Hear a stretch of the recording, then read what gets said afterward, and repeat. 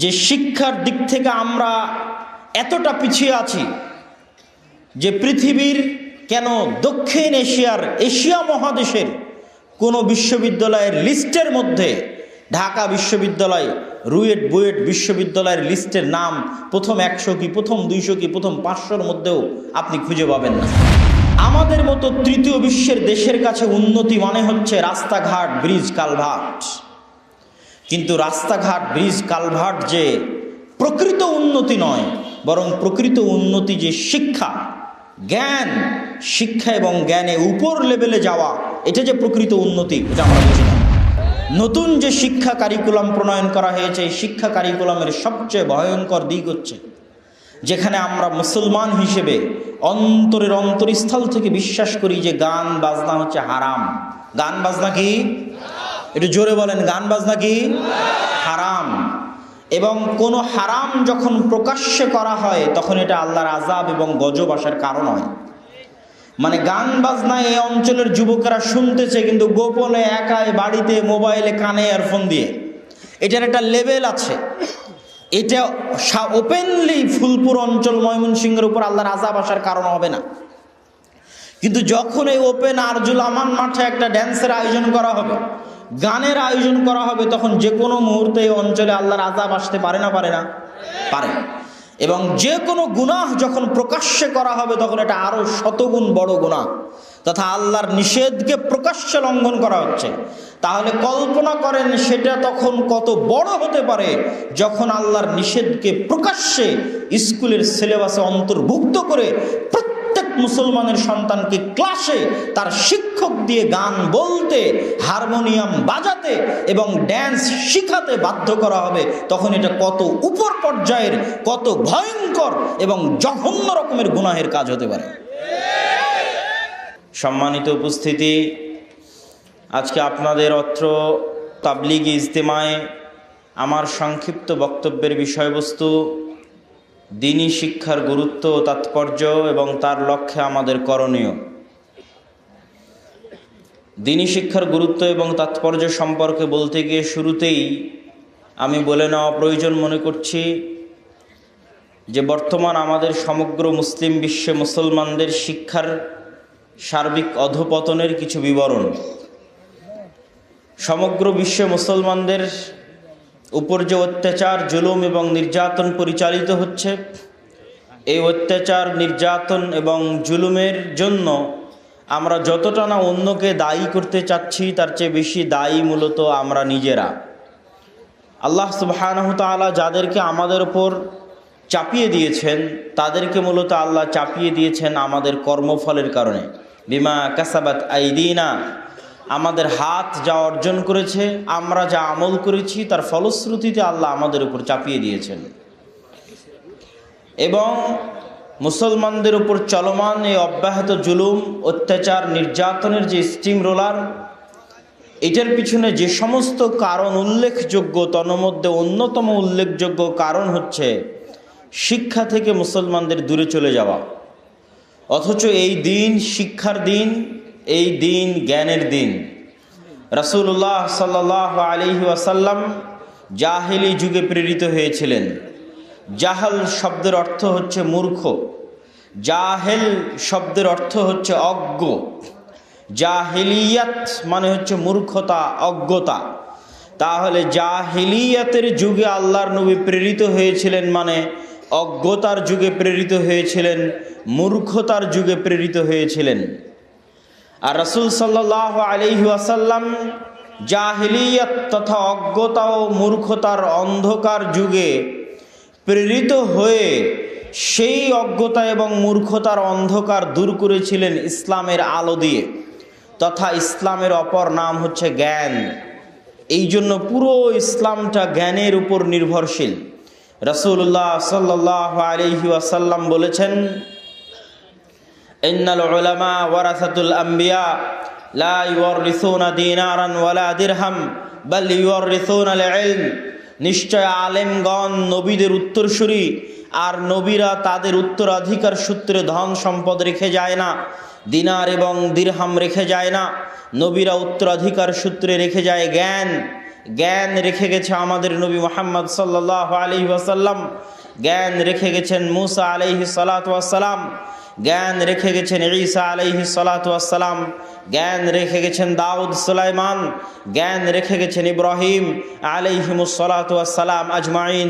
তথা প্রত্যেক নবীকে আল্লাহ জ্ঞান দিয়েছেন, সেই জ্ঞান তারা মানুষের মধ্যে ছড়িয়ে দিয়েছে।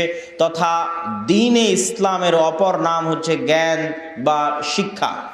এই জন্য আল্লাহ সুবহানাহু ওয়া তাআলা পবিত্র কোরআন মাজিদের প্রথম আয়াত যেটি তিনি অবতীর্ণ করেছেন, সেখানে তিনি মুসলমানদের আদেশ করেছেন ইকরা বিসমি রাব্বিকাল্লাযী খালাক, পড়া এবং পাঠ করার আদেশ করেছেন। এবং আল্লাহ সুবহানাহু ওয়া তাআলা আমাদেরকে যে ধর্মীয় কিতাব দিয়েছেন কোরআন, এই কোরআন শব্দের অর্থই হচ্ছে পড়া বা পঠিত। কোরআন শব্দের শাব্দিক অর্থ হচ্ছে পড়া বা পঠিত। কোরআন শব্দের শাব্দিক অর্থ হচ্ছে পড়া বা পঠিত। তথা যেই কিতাব সর্বাধিকবার পাঠ করা হয়, বারবার পড়া হয়, বারবার তেলাওয়াত করা হয়, সেই কিতাবকে আরবি পরিভাষায় গ্রামারের দৃষ্টিকোণ থেকে মাসদার হিসেবে উচ্চারণ করলে কোরআন হিসেবে উচ্চারণ করা যায়। সুতরাং আমাদের দিন হচ্ছে জ্ঞানের দিন, আমাদের দিন হচ্ছে শিক্ষার দিন। এই জন্য রাসূলুল্লাহ সাল্লাল্লাহু আলাইহি ওয়াসাল্লাম প্রত্যেক মুসলিম নর নারী, প্রত্যেক মুমিন নর নারী তথা প্রত্যেক মুসলিম মুসলিমা, প্রত্যেক মুমিন মুমিনার জন্য শিক্ষা অর্জন করা, জ্ঞান অর্জন করা ফরজ করে দিয়েছেন। কিন্তু দুঃখজনক হলেও সত্য যে আজকের পৃথিবীতে মুসলমানেরা এই জ্ঞান থেকে, শিক্ষা থেকে সবচেয়ে দূরে চলে গেছে। এবং যারা বিধর্মীরা, যারা ইহুদি এবং খ্রিস্টান, তারাই আজকের পৃথিবীতে জ্ঞান বিজ্ঞান এবং শিক্ষায় সবচেয়ে এগিয়ে আছে। এবং তারা এই শিক্ষা মুসলমানদের কাছেই শিখেছে। মুসলমানরা ইউরোপে যে সমস্ত বিজয় অভিযান পরিচালনা করেছিল, সেই বিজয় অভিযানগুলোর মধ্যে অন্যতম ছিল স্পেন। স্পেন হচ্ছে ইউরোপিয়ান কান্ট্রি, এবং স্পেন বিজয় অভিযান পরিচালনা করার পর স্পেনের কর্ডোভা এবং গ্রানাডায় মুসলমানেরা যেই পরিমাণ বিশ্ববিদ্যালয়, যেই পরিমাণ লাইব্রেরি গড়ে তুলেছিল, সেই সমস্ত বিশ্ববিদ্যালয় এবং লাইব্রেরিগুলো থেকে স্পেনের সাথে সীমান্তবর্তী অঞ্চল লাগানো সীমানা হচ্ছে ফ্রান্সের, স্পেনের সাথে লাগানো সীমানা হচ্ছে ইতালির, স্পেনের সীমান্তবর্তী অঞ্চল ইতালি, ফ্রান্স থেকে শুরু করে, জার্মান থেকে শুরু করে অন্যান্য ইউরোপিয়ান কান্ট্রিগুলো স্পেনে এসে এখান থেকে জ্ঞান অর্জন করে তাদের নিজ নিজ এলাকায় জ্ঞান নিয়ে যায়। আর ভাগ্যের পরিক্রমা একদিন মুসলমানেরা স্পেন হারিয়ে ফেলে এবং ধীরে ধীরে মুসলমানেরা শিক্ষা এবং জ্ঞানে পিছিয়ে যায়। আর আজকের পৃথিবীতে জ্ঞান বিজ্ঞান এবং শিক্ষায় তারাই এগিয়ে যায় যারা মুসলমানের কাছে জ্ঞান বিজ্ঞান এবং শিক্ষা অর্জন করেছিল। আজকের বিশ্বে যে মুসলমানেরা জ্ঞান বিজ্ঞান এবং শিক্ষায় পিছিয়ে, আজকের বিশ্বে যে ইহুদি এবং খ্রিস্টানেরা জ্ঞান বিজ্ঞানে এগিয়ে, তার কয়েকটি ছোট্ট উদাহরণ দিয়ে আমি আমার বক্তব্যের সামনের দিকে এগিয়ে যেতে চাই। আজকের বিশ্বের যদি আপনি উদাহরণ নেন, তাহলে আপনি উদাহরণ নিতে পারেন বিশ্বের সবচেয়ে উন্নত দেশ আমেরিকা এবং ইউরোপে বসবাসরত মুসলমানদের দিয়ে। আপনি উদাহরণ নিতে পারেন আরব বিশ্বের মুসলমানদের দিয়ে, আপনি উদাহরণ নিতে পারেন ভারতের মুসলমানদের দিয়ে, আপনি উদাহরণ নিতে পারেন বাংলাদেশের মুসলমানদের নিয়ে। আমেরিকা এবং ইউরোপে বসবাসরত মুসলমানদের যদি জরিপ করা যায় যে আমেরিকা এবং ইউরোপে যত মুসলমান প্রবাসী হিসেবে বসবাস করছে, বিভিন্ন দেশ থেকে গেছে, সমগ্র মুসলিম বিশ্ব থেকে গেছে, শুধু বাংলাদেশ থেকে নয় বরং সারা পৃথিবীর বিভিন্ন মুসলিম দেশ, আফ্রিকা থেকে শুরু করে, সিরিয়া থেকে শুরু করে, ইয়েমেন থেকে শুরু করে, আফগানিস্তান, পাকিস্তান, বাংলাদেশ থেকে শুরু করে বিশ্বের বিভিন্ন মুসলিম দেশ থেকে আমেরিকা এবং ইউরোপে যত মুসলমান গেছে, তাদের বেশিরভাগ মুসলমান সমাজের কোন পর্যায়ে চাকরি করে? আমেরিকা এবং ইউরোপে তারা সমাজের কোন লেভেলে চাকরি করে? তারা কি আমেরিকা এবং ইউরোপে বিশ্ববিদ্যালয়ের টিচারই করে? তারা কি আমেরিকা এবং ইউরোপে আর্মি, পুলিশ, বিচার বিভাগ, সরকারি কোনো উচ্চপদস্থ কর্মকর্তা কর্মচারী? তারা কি আমেরিকায় না, তার বিপরীতে তারা আমেরিকা এবং ইউরোপে ট্যাক্সির ড্রাইভার, তারা আমেরিকা এবং ইউরোপে বিভিন্ন দোকানের দোকানদার, আমেরিকা এবং ইউরোপে বিভিন্ন হোটেলের রেস্টুরেন্টের ওয়েটার, আমেরিকা এবং ইউরোপে ফুড পান্ডার, হোম ডেলিভারি, আমেরিকা এবং ইউরোপে এই ধরনের যে চাকরিগুলো রয়েছে, এই ধরনের চাকরির সাথে সম্পৃক্ত। আপনি জরিপ করে দেখেন, সারা পৃথিবী থেকে যত মুসলমান গেছে তার 80% মুসলমান, 90% মুসলমান এই ধরনের চাকরির সাথে জড়িত। কেন? তারা নিজ দেশে কোনোদিন শিক্ষায় অর্জন করেনি, ভালো মতো জ্ঞানই অর্জন করেনি। আর আপনি আমেরিকা ইউরোপেও খোঁজেন যে চাইনিজরা কোন লেভেলে জব করে, চায়না থেকে যারা গেছে তারা কোন পর্যায়ে জব করে, ইহুদিরা যারা বসবাস করে আমেরিকা এবং ইউরোপে তারা কোন পর্যায়ে জব করে, কোনো ইহুদি আছে নাকি যে ইহুদি ট্যাক্সি ড্রাইভার হিসেবে জব করে, বা যে ইহুদি সমাজের এরকম তৃতীয় শ্রেণীর চাকরির সাথে সম্পৃক্ত, এরকম কোনো ইহুদি আপনি খুঁজে পাবেন কি না, এটা আপনি পরীক্ষা করলে দেখতে পারেন। আপনার যদি যাওয়ার সুযোগ না হয় তো অবশ্যই আপনার এলাকার বহু মানুষ আমেরিকা এবং ইউরোপে বসবাস করে, তাদের সাথে ফোনে যোগাযোগ করে খোঁজ নিতে পারবেন যে তোমরা কি করো, আর অন্যান্য মুসলমানেরা কি করে, আর অন্যান্য দেশ থেকে আসা মুসলমানেরা কি করে, আর যারা মুসলমান নয় তারা কি করে। আর এর সবচেয়ে বড় উদাহরণ আপনি পাবেন আজকে এখন বাংলাদেশের ভিসা সেন্টারগুলোতে, ইউরোপ এবং আমেরিকার ভিসা সেন্টারগুলোতে যত যুবক যুবতী, যত তরুণ তরুণী, যত স্টুডেন্ট ছাত্রছাত্রী বিদেশে পাড়ি জমাচ্ছে, এই মর্মে ভিসা সাবমিট করতেছে, তাদের সাথে আপনি পার্সোনালি কথা বলে দেখেন তাদের কতজন ওই সমস্ত দেশে উচ্চশিক্ষা অর্জন করে উচ্চশিক্ষায় চাকরি করার জন্য গমন করছে, আর কতজন কোনো মতে আমেরিকা এবং ইউরোপে গিয়ে কোনো মতে একটা হোটেলের রেস্টুরেন্টের ওয়েটার হতে পারলে, কোনো মতে একটা কেয়ার হোমের জব নিতে পারলে, কোনো মতে একটা ট্যাক্সি ক্রয় করে বাপের জমি বিক্রি করে একটা ট্যাক্সি ক্রয় করে ট্যাক্সি চালাতে পারলে, কোনো মতে এই জাতীয় কোনো একটা চাকরিতে জয়েন করতে পারলে তার জন্য যথেষ্ট, সে শিক্ষা অর্জন করে উচ্চশিক্ষিত হয়ে উচ্চশিক্ষা রিলেটেড কোনো চাকরি করবে, এরকম কোনো লক্ষ্য উদ্দেশ্য নিয়ে সে যাচ্ছে না। শুধু তাই নয়, সমগ্র মুসলিম বিশ্ব থেকে যত মুসলমান জমা হয়েছে অবৈধ পথে আমেরিকা এবং ইউরোপে প্রবেশ করার জন্য, তাদের উপর জরিপ চালিয়ে দেখেন। ভূমধ্য সাগর নামে পৃথিবীতে একটি সাগর আছে। এই ভূমধ্য সাগরের এক পাশে হচ্ছে লিবিয়া, মরক্কো, আলজেরিয়া, আর ভূমধ্য সাগরের অপর পাশে হচ্ছে স্পেন, ফ্রান্স, ইতালি। এই ভূমধ্য সাগরে প্রতিদিন প্রতি রাতে শত শত মুসলমান অবৈধ পথে আমেরিকা এবং ইউরোপ পাড়ি জমায়।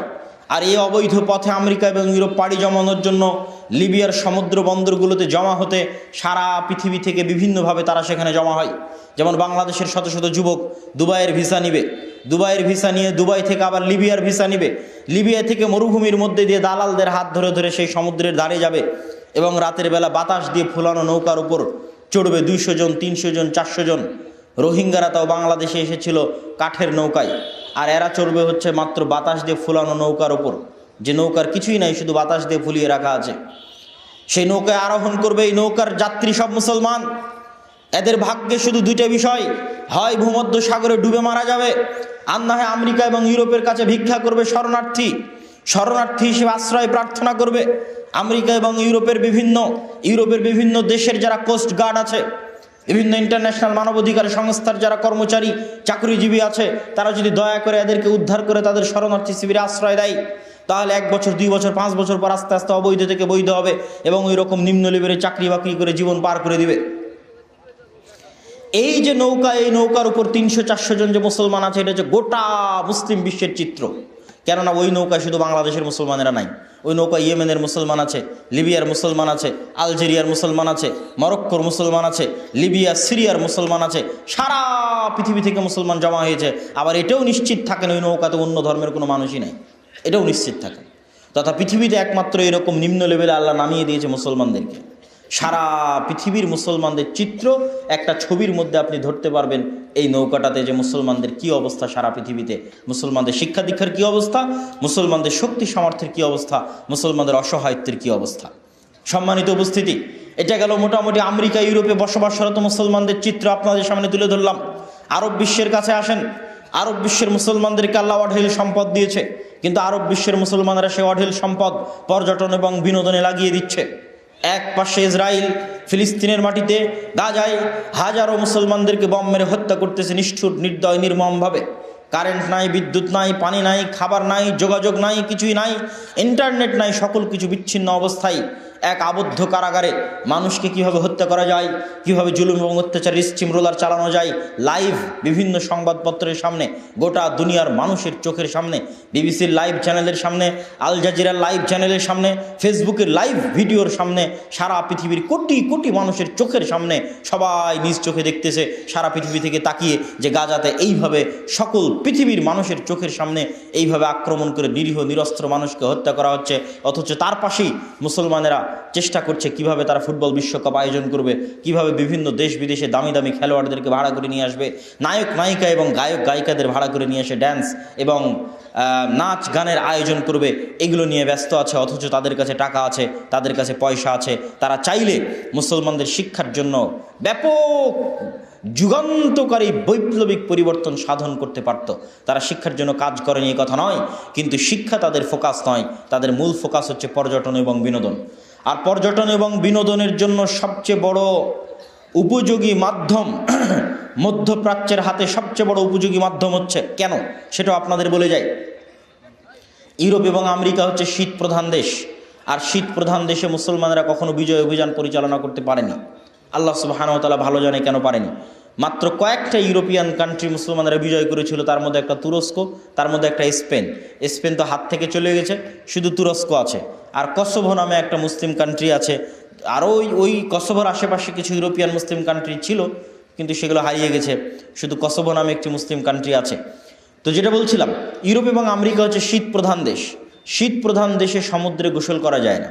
মাত্র 2 থেকে 3 মাস হয়তো সামার সিজন থাকে, তথা গ্রীষ্মকাল থাকে, যে গ্রীষ্মকালে হয়তো তারা সমুদ্রে নামতে চাইলে নামতে পারবে। বাকি কোনো সময় 7-8 মাস, 9-10 মাস সমুদ্রে পা দেওয়ার মতো অবস্থা থাকে না, নদীতে পা দেওয়ার মতো অবস্থা থাকে না, এত কনকনে ঠান্ডা। এই জন্য সারা পৃথিবীর সবচেয়ে গরম অঞ্চল হচ্ছে মধ্যপ্রাচ্য। তাহলে সারা পৃথিবী থেকে যদি আপনি ঘুরতে আসেন মধ্যপ্রাচ্যে, তাহলে এখানে আপনি 12 মাস গোসল করতে পারবেন উলগ্ন, অর্ধনগ্ন, উলঙ্গ অবস্থায়। এটাকে কাজে লাগিয়েই তারা পর্যটন এবং বিনোদন শিল্প গড়ে তুলেছে, যেন পৃথিবীর সকল দেশ থেকে মানুষজন এখানে আসতে পারে এবং এখানে তাদের যাবতীয় বিনোদন এবং চাহিদা পূরণ করতে পারে। এই হচ্ছে অবস্থা আমাদের মুসলমানদের উন্নত দেশগুলোর। আমি যদি এবার ভারতের অবস্থা বলি, তাহলে ভারতে এমনও স্টেট আছে, আমি ভারতের মুসলমানদের ছোট করার উদ্দেশ্য নয়, ভারতে এমনও প্রদেশ আছে যে সমস্ত প্রদেশে যদি আপনি মামলার জরিপ করেন আদালতে গিয়ে, পরিসংখ্যান, এবং এগুলো প্রকাশিত লিখিত পরিসংখ্যানও আছে, যদি পরিসংখ্যান করেন তাহলে দেখতে পাবেন যে এমনও আদালত আছে, এমনও থানা আছে যেখানে 100টা যদি চুরি, ডাকাতি, জুয়া, মদ, নেশার মামলা থাকে, তাহলে তার 80টা মামলা, তার 90টা মামলা হচ্ছে মুসলমানদের নামে। মিথ্যা মামলা নয়, সত্য মামলা। আমি মিথ্যা মামলার কথা বলিনি, কেননা মিথ্যা মামলা তখন হবে যখন জঙ্গিবাদের নামে গ্রেফতার করবে। যে ভারতে যদি কোনো মুসলমানকে গ্রেফতার করে জঙ্গিবাদের নামে, তাহলে ধরে নেওয়া যেতে পারে যে 90% এটা মিথ্যা। কিন্তু এই মামলাগুলো বেশিরভাগ হচ্ছে সত্য মামলা, তথা একটা থানায়, একটা জেলায়, একটা আদালতে 80% চুরি, ডাকাতি, মদ, জুয়া, গাঞ্জার মামলা হচ্ছে মুসলমানদের বিরুদ্ধে।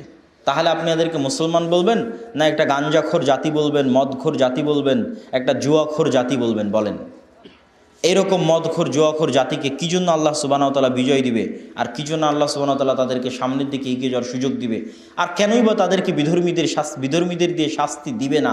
কেন দিবে না?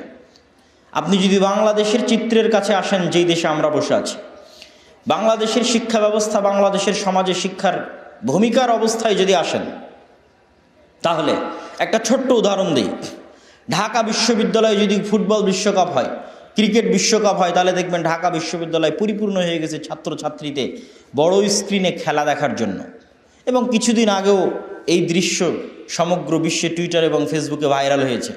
এখানে যদি কোনো শিক্ষিত ছেলে থাকে, কোনো শিক্ষিত যুবক, তরুণ এবং স্টুডেন্ট থেকে থাকে, তাহলে আমি তাদেরকে চ্যালেঞ্জ দিয়ে বলতে চাই, তোমরা সার্চ করো যে লাস্ট যে ক্রিকেট বিশ্বকাপে অস্ট্রেলিয়া খেললো, অস্ট্রেলিয়ার কোনো বিশ্ববিদ্যালয়ের ছাত্রছাত্রী এইভাবে তাদের বিশ্ববিদ্যালয়ে একত্রিত হয়ে তাদের দেশের খেলা দেখার জন্য সময় বের করেছে কিনা। বা ভারত যে লাস্ট ক্রিকেট বিশ্বকাপ খেললো, ভারতেরও তো অসংখ্য বিশ্ববিদ্যালয় আছে, জওহরলাল নেহরু ইউনিভার্সিটি, জামিয়া মিল্লা ইউনিভার্সিটি, আলিগড় ইউনিভার্সিটি থেকে শুরু করে অসংখ্য আইটি ইউনিভার্সিটি আছে।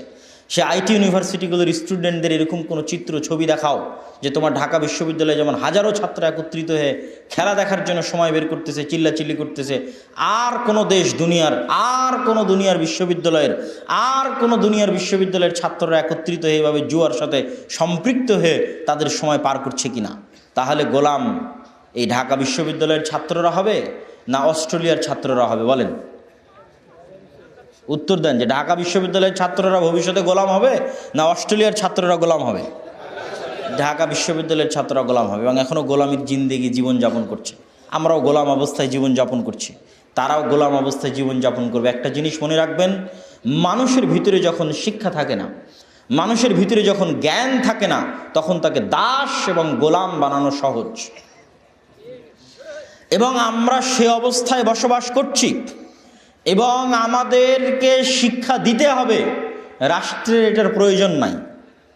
কি জন্য রাষ্ট্রের এটার প্রয়োজন নাই যে তার নাগরিক সুশিক্ষিত হোক, তার নাগরিক উন্নত হোক শিক্ষার দিক থেকে? এই জন্য প্রয়োজন নাই যে একজন আত্মমর্যাদা সম্পন্ন, আত্মসম্মান বোধ সম্পন্ন মানুষকে আপনি 5,000 টাকা দিয়ে বলতে পারবেন না যে অমুককে মেরে আসো। 10,000 টাকা দিয়ে বলতে পারবেন না একজন সুশিক্ষিত মানুষকে যে অমুক বাসে আগুন দিয়ে দাও। এরকম মানুষকে টাকা দিয়ে আপনি ক্রয় করতে পারবেন না। কিন্তু যে বিড়িখোর, মদখোর, জুয়াখোর, ফ্রি ফায়ার পাবজির নেশা আসক্ত, যে মূর্খ, অজ্ঞ, যে অশিক্ষিত, বেকার, তাকে আপনি 5টা টাকা দিয়েও মানুষের উপর হামলা করাতে পারবেন। তাহলে আপনার টিকে থাকার জন্য শিক্ষিত মানুষ আপনার জন্য হুমকি। বরং আপনার টিকে থাকার জন্য আপনার লাগবে গুন্ডা, আপনার লাগবে অশিক্ষিত মূর্খ। তাহলে গোটা দেশের মানুষ যদি অশিক্ষিত মূর্খ জাহেল হয়, তাহলে আমার জন্য তাদেরকে পরিচালনা করা, তাদেরকে গোলাম এবং দাস বানিয়ে রাখা সহজ। এই গোটা ফুলপুরের মানুষকে যদি আমি অশিক্ষিত মূর্খ বানিয়ে রাখতে পারি, তাহলে আমি যদি এখানকার শাসক হই, তাহলে ফুলপুরের মানুষকে আমার গোলাম এবং দাস বানিয়ে রাখা সহজ। তাহলে কেন আমি চাইবো যে এদের ছেলেমেয়েরা শিক্ষিত হোক? শিক্ষিত হলেই তো আত্মমর্যাদা সম্পন্ন হবে, শিক্ষিত হলেই তো আর কথা শুনবে না, শিক্ষিত হলেই তো আর গোলাম থাকবে না। এই জন্য প্রয়োজন নাই। এই জন্য ইসরায়েল জানে সারা পৃথিবীতে ইসরায়েল সবচেয়ে বেশি অর্থ ব্যয় করে মুসলমানদের মধ্যে যেন জুয়া, মদ, গাঞ্জার প্রচলন থাকে, যে মুসলমানেরা জুয়াখোর, মদখোর, নেশাখোর, গাঞ্জাখোর জাতিতে পরিণত হয়ে যাবে। আর ইসরায়েল তার সন্তানদেরকে শিক্ষা দিয়ে জ্ঞানে এবং বিজ্ঞানে উন্নত করবে। এই জন্য ইসরায়েল এখন পর্যন্ত ফুটবল বিশ্বকাপ আয়োজন করলো না, আর আরব বিশ্বে কাড়াকাড়ি লেগে গেছে যে কে ফুটবল বিশ্বকাপ আয়োজন করবে। তাহলে সে জানে, এবং এর অসংখ্য উদাহরণ আমি পেশ করতে পারবো। পৃথিবীর এক আজব জাতি হচ্ছে তারা, যারা সব সময় প্রত্যেক পদক্ষেপে ডাবল স্ট্যান্ডার্ড মেনটেন করে। আল্লাহ কোরআনে বলেছে, গায়রিল মাগদুবি আলাইহিম ওয়ালাদ-দাল্লিন। সাধারণত খ্রিস্টানরা তেমন কিছু বুঝে না, তারা সহজ সরল, মানে স্বাভাবিক সহজ সরল। তাদেরকে সঠিক পথ দেখালে তারা সঠিক পথ নিয়ে নিবে এবং ইসলাম গ্রহণ করবে। এবং কিয়ামতের পূর্ব মুহূর্ত পর্যন্ত যত বেশি মানুষ ইসলাম গ্রহণ করবে, সব হচ্ছে খ্রিস্টান থেকে ইসলাম ধর্ম গ্রহণ করবে। আর মুসলমানদের সবচেয়ে শত্রুতা করবে যাদের কথা আল্লাহ কোরআনে বলে গেছে, তারা হচ্ছে এরা আর মুশরিকেরা। তারা হচ্ছে এরা যারা আজকে ফিলিস্তিনে আক্রমণ করছে, আর তারা ওরা যারা হচ্ছে মুশরিক, যারা মূর্তি পূজা করে, যারা মূর্তি পূজক।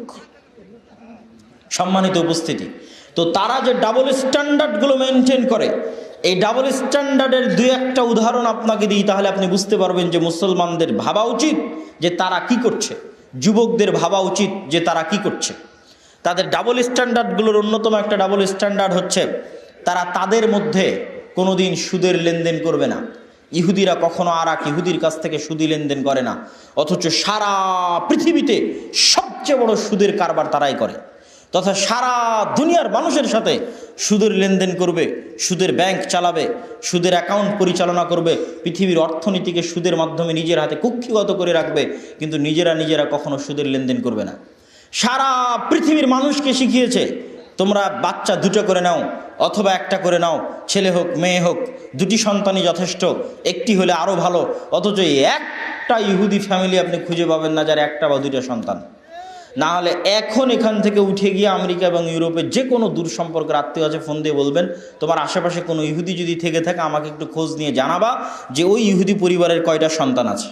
তাহলে আজকে আমার বক্তব্য আপনি এখনই গিয়ে পরীক্ষা করতে পারবেন, প্রায় সব ইহুদি পরিবারে 5টা, 7টা, 8টা, 9টা, 10টা করে তারা বাচ্চা নিয়ে থাকে। অথচ সারা পৃথিবীতে এটা প্রচার করার জন্য তারাই বেশি অর্থ ব্যয় করে, বিশেষ করে মুসলমানদের মধ্যে, বিশেষ করে আরও ফিলিস্তিনের মধ্যে, যে ফিলিস্তিনের মুসলমানেরা যেন 1টা 2টার বেশি বাচ্চা না নেয়। এটাই হচ্ছে স্বাস্থ্য সচেতনতা। আর ওই ফিলিস্তিনের পাশে ইসরায়েলে তারা 5টা, 7টা, 10টা করে বাচ্চা নিবে। এই হচ্ছে তাদের ডাবল স্ট্যান্ডার্ড। এরকম অসংখ্য, অগণিত আছে। সারা পৃথিবীর মানুষ যেন এই সমস্ত free fire, PUBG, cricket, football এই সমস্ত জুয়া নিয়ে ব্যস্ত থাকে, তাহলে সারা পৃথিবীকে শাসন করা তাদের জন্য সহজ, সারা পৃথিবীকে কন্ট্রোল করা সহজ, মুসলমানদেরকে গোলাম বানানো সহজ, মুসলমানদেরকে হত্যা করা সহজ। কেন? তখন গরু, ছাগল, ভেড়ি, বকরির মতো হত্যা করা যাবে। আর যদি শিক্ষিত হয় তাহলে শক্তিশালী হবে, যদি শিক্ষিত হয় আত্মমর্যাদা বোধ সম্পূর্ণ হবে। সম্মানিত উপস্থিতি, বলছিলাম আমাদের দেশের কথা। আপনি যদি বাংলাদেশের মুসলমানদের অবস্থা দেখেন শিক্ষার দিক থেকে, তাহলে একটা ছোট্ট উদাহরণ তো দিলাম, আরও কয়েকটা ছোট্ট উদাহরণ নেন যে শিক্ষার দিক থেকে আমরা এতটা পিছিয়ে আছি যে পৃথিবীর কেন দক্ষিণ এশিয়া মহাদেশের কোনো বিশ্ববিদ্যালয়ের লিস্টের মধ্যে ঢাকা বিশ্ববিদ্যালয়, রুয়েট, বুয়েট বিশ্ববিদ্যালয়ের লিস্টের নাম প্রথম 100 কি প্রথম 200 কি প্রথম 500-র মধ্যেও আপনি খুঁজে পাবেন না। শুধু তাই নয়, আমাদের মতো তৃতীয় বিশ্বের দেশের কাছে উন্নতি মানে হচ্ছে রাস্তাঘাট, ব্রিজ, কালভার্ট। কিন্তু রাস্তাঘাট, ব্রিজ, কালভার্ট যে প্রকৃত উন্নতি নয়, বরং প্রকৃত উন্নতি যে শিক্ষা, জ্ঞান, শিক্ষা এবং জ্ঞানে উপর লেভেলে যাওয়া, এটা যে প্রকৃত উন্নতি, এটা আমরা বুঝি না। আমরা মনে করছি যে আমরা গার্মেন্টসের মাধ্যমে উন্নত হয়ে গেছি, অনেক টাকা পয়সার মালিক হয়ে গেছি। আমরা মনে করছি প্রবাসীরা আমাদের কাছে রেমিটেন্স পাঠাচ্ছে, সেটা দিয়ে আমরা উন্নত হয়ে গেছি। আমরা মনে করেছি রাস্তাঘাট, ব্রিজ, কালভার্ট তৈরি করেছি, সেটা দিয়ে উন্নত হয়ে গেছি। এই তিনটারই আপনাকে পয়েন্ট আমি ভেঙে দিই। আজকে বাংলাদেশে যে গার্মেন্টস শিল্প আছে, বাংলাদেশের গাইবান্ধা, গোবিন্দগঞ্জ, জামালপুর, রংপুর, নীলফামারী, কুড়িগ্রাম, ঠাকুরগাঁও, পঞ্চগড় এই অঞ্চলের মানুষ 6,000 টাকা বেতনে গার্মেন্টসে চাকরি করে দেখেই এই দেশে গার্মেন্টস চলে। চায়না চেষ্টা করতেছে যেন এর চেয়ে কম মূল্যে আফ্রিকান দেশগুলো থেকে তারা গার্মেন্টস দিতে পারে আমেরিকা এবং ইউরোপকে। যেই দিন তারা দিতে পারবে সেই দিন বাংলাদেশের গার্মেন্টস বন্ধ হয়ে যাবে। তাহলে বাংলাদেশের গার্মেন্টসের পিছনে মূল ফ্যাক্টরটা হচ্ছে বাংলাদেশের মানুষ কম বেতনে কাজ করে দেয়। এই জন্য নয় যে আমরা শিক্ষিত। যদি আমরা শিক্ষিত হতাম তাহলে ওই প্যান্ট আর শার্ট সেলাই করে উন্নত হওয়া যায় না। প্যান্ট শার্ট সেলাই করে উন্নত হওয়া গেলে আমেরিকা, ইউরোপও প্যান্ট শার্ট সেলাই করা জানে। তারা যদি পারমাণবিক বম বানানো জানে তো প্যান্ট শার্ট সেলাই করা জানে না ভাই? জানে না? জানে। তাহলে যে আমেরিকা, ইউরোপ পারমাণবিক বম তৈরি করতে পারছে, বাংলাদেশের কাছে কি ঠেকা পড়েছে প্যান্ট শার্ট বানিয়ে নিতে হবে, আর সেই প্যান্ট শার্ট বানিয়ে বাংলাদেশ বলবে আমি উন্নত হয়ে গেছি? জি না। এই প্যান্ট শার্ট বানানোর জন্য, সেলাইয়ের জন্য আপনি যে মজুরি চান, এত কম মজুরিতে দুনিয়াতে আর কেউ গোলামি, দাসত্ব করে না। তো এত কম মজুরিতে আপনি গোলামি করেন, দাসত্ব করেন, তাই আপনার থেকে কিনতেছি। এবার আপনি প্রবাসীদের কথা বলেন, জরিপ করেন। সৌদি, কুয়েত, কাতার, বাহরাইনে যত প্রবাসী চাকরি করতেছে, আমি কখনই প্রবাসী ভাইদের কষ্ট দেওয়ার উদ্দেশ্যে বলছি না, তারা কোন লেভেলে চাকরি করতেছে, কোন লেভেলে। এমনকি ইন্ডিয়ান, পাকিস্তানিদের চাইতেও নিম্ন লেভেলে আমাদের বাংলাদেশি ভাইয়েরা চাকরি করে। অন্তত ইন্ডিয়ানরা তো অন্তত দুবাইয়ে গেলে হোটেলের ম্যানেজার পোস্টে অন্তত ইন্ডিয়ানদের পাবেন। যে যত দুবাইয়ের হোটেল আছে, রেস্টুরেন্ট আছে, সবগুলোর ম্যানেজার পোস্টে অন্তত ইন্ডিয়ানরা আছে। আর শুধু পরিষ্কার পরিচ্ছন্নর কাজে কারা আছে? আমরা আছি। যেমন মদিনা ইসলামী বিশ্ববিদ্যালয়ের ক্লাসরুমে বসে আছি, তা আমরা যখন মদিনা ইসলামী বিশ্ববিদ্যালয়ের ক্লাসরুমে বসে থাকি, তখন যখন আমাদের ক্লাসটা পরিষ্কার করার জন্য আমাদের বাংলাদেশি ভাইয়েরা আসে, অবশ্যই এই কাজটা নিম্নমানের কাজ নয়, পরিষ্কার পরিচ্ছন্ন করা ভালো কাজ। কিন্তু ওখানে আরও 10টা জাতির ছাত্র বসে আছে, মালয়েশিয়ান বসে আছে, সৌদিরা বসে আছে, আরও বিভিন্ন দেশের ছাত্ররা বসে আছে, তার মধ্যে আমিও একজন বাংলাদেশি বসে আছি। তো ওখানে শিক্ষক হিসেবে এসেছে এক দেশের নাগরিক, হয়তো আর এক জায়গায় আর একটা দায়িত্ব পালন করছে আর এক দেশের নাগরিক, কিন্তু পরিষ্কার পরিচ্ছন্ন করতে এসেছে কোন দেশের নাগরিক? বাংলাদেশের। এটা হচ্ছে আমাদের জাতিগত অবস্থান। আমরা যে শিক্ষিত নই এবং আমাদের যে শিক্ষা দীক্ষা নাই তার প্রমাণ, তার জ্বলন্ত উদাহরণ যে মুসলমানদের কাছে শিক্ষা দীক্ষার গুরুত্ব নাই। আর কেন সরকারের প্রয়োজন নাই আপনাকে শিক্ষিত করার? এই জন্য যে আপনি মূর্খ অবস্থাতেও গার্মেন্টসে চাকরি করে যে ইনকামটা সরকারকে দিচ্ছেন, আপনি মূর্খ অবস্থাতেও প্রবাসে চাকরি করে যে রেমিটেন্স সরকারকে দিচ্ছেন, এটাই তার জন্য অনেক বেশি। সুতরাং আপনাকে শিক্ষিত করে অনেক উপরে নিয়ে যেতে হবে এই চিন্তা কারো মাথায় নাই। বরং সেই যতটুকু শিক্ষা দীক্ষা আমাদের দেশে ছিল, ততটুকু শিক্ষা দীক্ষাকে কিভাবে ধ্বংস করা যাবে, যত সামান্য পরিমাণ শিক্ষা আমাদের দেশে ছিল সেটাও কেমনে ধ্বংস করা যায়। যে 5টা 10টা ডাক্তার বাংলাদেশে হতো, অচল অথর্ব ডাক্তার, না হলে এত মানুষকে কি জন্য ইন্ডিয়াতে চিকিৎসার জন্য যেতে হয়। তো যে 5টা 10টা ডাক্তার জন্ম দেওয়ার মতো ক্ষমতা বাংলাদেশের মেডিকেল কলেজগুলোর ছিল, যে 5টা 10টা গবেষক জন্ম দেওয়ার ক্ষমতা বাংলাদেশের ঢাকা বুয়েট বিশ্ববিদ্যালয়ের ছিল, যে 5টা 10টা ইঞ্জিনিয়ার জন্ম দেওয়ার ক্ষমতা বাংলাদেশের স্কুল কলেজগুলোর ছিল, আজ থেকে 15-20 বছর পরে যেন আর একটাও ডাক্তার বের না হয়, আর একটাও ইঞ্জিনিয়ার বের না হয়, আর একটাও গবেষক বের না হয়, আর একটাও শিক্ষিত মানুষ বের না হয়, সব যেন গণ্ড মূর্খ অজ্ঞ আর পশু বের হয়, তার ব্যবস্থা করা হয়ে গেছে। নতুন যে শিক্ষা কারিকুলাম প্রণয়ন করা হয়েছে, এই শিক্ষা কারিকুলামের সবচেয়ে ভয়ঙ্কর দিক হচ্ছে, যেখানে আমরা মুসলমান হিসেবে অন্তরের অন্তরস্থল থেকে বিশ্বাস করি যে গান বাজনা হচ্ছে হারাম। গান বাজনা কি? একটু জোরে বলেন, গান বাজনা কি? হারাম। এবং কোনো হারাম যখন প্রকাশ্যে করা হয় তখন এটা আল্লাহর আযাব এবং গজব আসার কারণ হয়। মানে গান বাজনা এই অঞ্চলের যুবকেরা শুনতেছে, কিন্তু গোপনে একাই বাড়িতে মোবাইলে কানে ইয়ারফোন দিয়ে। এটার একটা লেভেল আছে। এটা ওপেনলি ফুলপুর অঞ্চল ময়মনসিংহের উপর আল্লাহর আযাব আসার কারণ হবে না, কিন্তু যখন এই ওপেন আরজুল আমান মাঠে একটা ড্যান্সের আয়োজন করা হবে, গানের আয়োজন করা হবে, তখন যে কোনো মুহূর্তে এই অঞ্চলে আল্লাহর আযাব আসতে পারে না? পারে না? পারে। এবং যে কোনো গুনাহ যখন প্রকাশ্যে করা হবে তখন এটা আরো শতগুণ বড় গুনাহ, তথা আল্লাহর নিষেধকে প্রকাশ্যে লঙ্ঘন করা হচ্ছে। তাহলে কল্পনা করেন সেটা তখন কত বড় হতে পারে যখন আল্লাহর নিষেধকে প্রকাশ্যে স্কুলের সিলেবাসে অন্তর্ভুক্ত করে প্রত্যেক মুসলমানের সন্তানকে ক্লাসে তার শিক্ষক দিয়ে গান বলতে, হারমোনিয়াম বাজাতে এবং ড্যান্স শিখাতে বাধ্য করা হবে। তখন এটা কত উপর পর্যায়ের, কত ভয়ঙ্কর এবং জঘন্য রকমের গুনাহের কাজ হতে পারে। এবং এই ধরনের প্রকাশ্য জঘন্য নিকৃষ্ট গুনাহ আল্লাহর আযাব এবং গজব আসার কারণ হয়ে দাঁড়াবে। সম্মানিত উপস্থিতি, এই নতুন যে শিক্ষা কারিকুলাম আমাদের সন্তানদের উপর, আমাদের ছাত্রদের উপর চাপিয়ে দেওয়া হচ্ছে, এইটা পরিবর্তন কিভাবে হবে, কে করবে? আমরা আল্লাহর কাছে দোয়া করতে পারি, প্রতিবাদ জানাতে পারি, চেষ্টা করতে পারি, কিন্তু আপনাদের কাছে আজকে একটি দাবি জানিয়ে যাচ্ছি যে বাংলাদেশের শিক্ষা ব্যবস্থার যে ভয়ঙ্কর অবস্থা, এই ভয়ঙ্কর অবস্থা থেকে জাতিকে বাঁচাতে, এই ভয়ঙ্কর অবস্থা থেকে দেশকে বাঁচাতে, এই ভয়ঙ্কর অবস্থা থেকে পরবর্তী প্রজন্মকে বাঁচাতে, ধ্বংস হওয়ার হাত থেকে পরবর্তী প্রজন্মকে বাঁচাতে, পরবর্তী বংশধরদেরকে বাঁচাতে আজ ফরজ হয়ে গেছে, জরুরি হয়ে গেছে প্রত্যেক মসজিদের কমিটির উপর, প্রত্যেক মসজিদের দায়িত্বশীলের উপর, প্রত্যেক মসজিদের সাথে সম্পৃক্ত মুসল্লির উপর যে তারা তাদের মসজিদে মসজিদ ভিত্তিক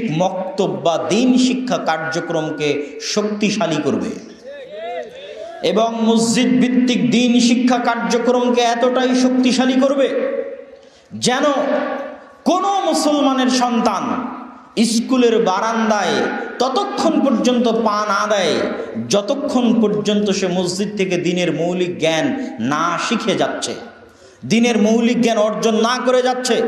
এই মক্তব আমাদের বাপদাদারা চালু করেছিল আজ থেকে 150-200 বছর আগে, ব্রিটিশ আমলে, ব্রিটিশদের শিক্ষানীতি থেকে বাঁচতে, ব্রিটিশদের শিক্ষা কারিকুলাম থেকে বাঁচতে, মুসলমানদের সন্তানদের মৌলিক দ্বীন শিক্ষা নিশ্চিত করার লক্ষ্যে আপনাদের আদি পুরুষরা মসজিদে মক্তব চালু করেছিল।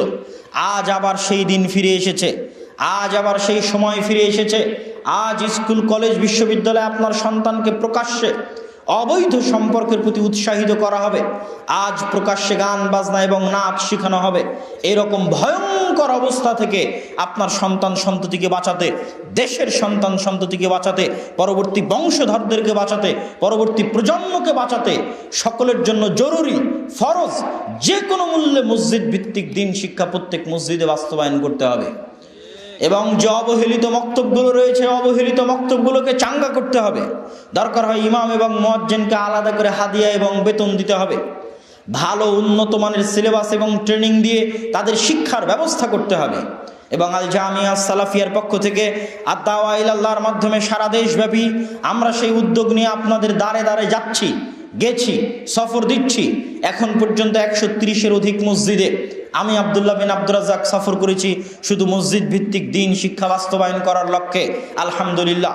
এবং এই সফর আরও অব্যাহত থাকবে এবং এই মসজিদ ভিত্তিক দ্বীন শিক্ষা বাস্তবায়নের লক্ষ্যে আদ-দাওয়া ইলাল্লাহের পক্ষ থেকে আমাদের সিলেবাস প্রণয়ন করা সম্পন্ন। সেই সিলেবাসের উপর আগামী 16 ডিসেম্বর থেকে আমাদের ট্রেনিং শুরু হবে এবং এই মক্তবের অভ্যন্তরীণ ম্যানেজমেন্ট সিস্টেম কিভাবে পরিচালিত হবে তাও আমাদের প্রস্তুত করা সম্পূর্ণ। অতএব দেশবাসীর প্রতি উদাত্ত আহ্বান জানাবো, বাংলাদেশের যে কোনো প্রান্ত থেকে, যে কোনো অঞ্চল থেকে মসজিদ ভিত্তিক দ্বীন শিক্ষা বাস্তবায়নের লক্ষ্যে আমি আব্দুল্লাহ বিন আব্দুর রাজ্জাকের যদি প্রয়োজন হয় তাহলে ফি সাবিলিল্লাহ সেখানে উপস্থিত হওয়ার জন্য আমি ওয়াদাবদ্ধ, উপস্থিত হব। আপনারা যারা আজকে এখানে উপস্থিত হয়েছেন সবাই, যারা শুনছেন দূর দূরান্ত থেকে, অনলাইন থেকে, তাদের প্রতি উদাত্ত আহ্বান জানাই জামিয়া সালাফিয়ার সাথে যোগাযোগ করে, আদ-দাওয়া ইলাল্লাহর সাথে যোগাযোগ করে দেশ বাঁচাতে, জাতি বাঁচাতে, পরবর্তী প্রজন্মকে রক্ষা করতে আমাদের যে সিলেবাস এবং শিক্ষক ট্রেনিং আছে সেটি নিয়ে প্রত্যেক মসজিদে শক্তিশালীভাবে মসজিদে মক্তব গড়ে তুলতে হবে।